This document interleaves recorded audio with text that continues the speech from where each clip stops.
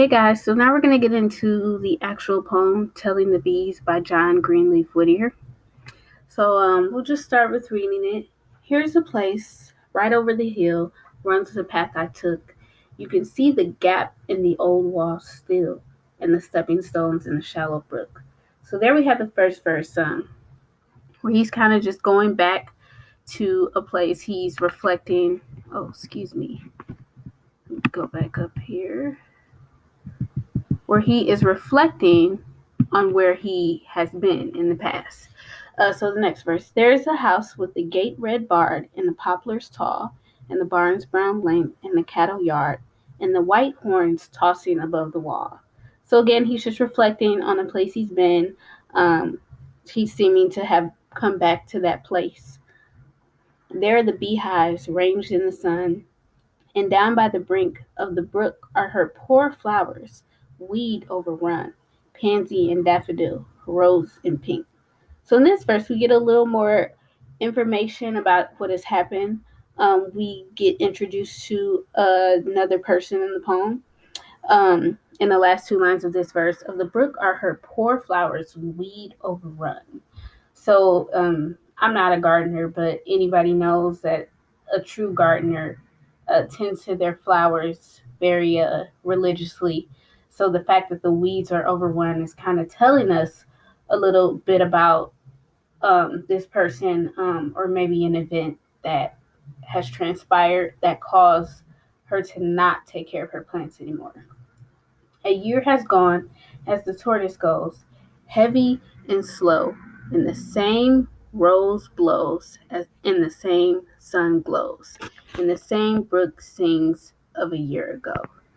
So a year has gone, a very slow year, based on the speaker's metaphors, as the tortoise goes heavy and slow, and the same rose blows and the same sun glows.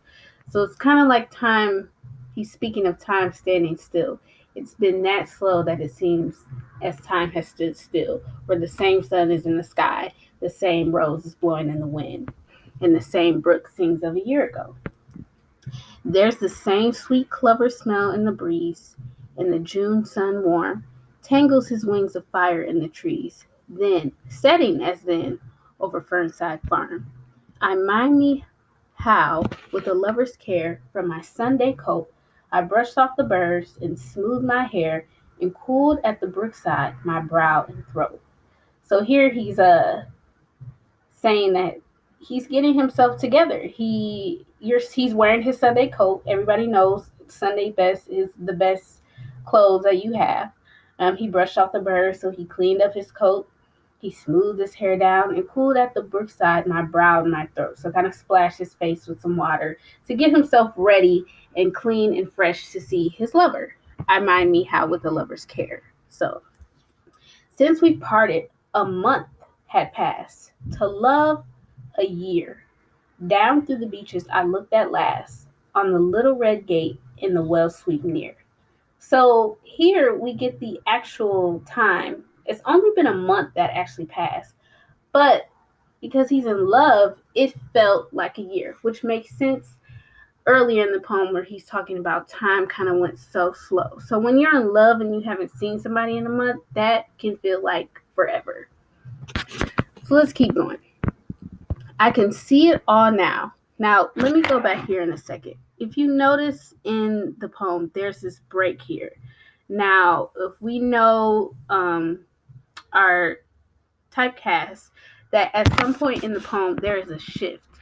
And that can be brought about by punctuation, that can be brought out by a change in language. So this moment here, this big gash, is showing us that there is going to be a shift. So pay attention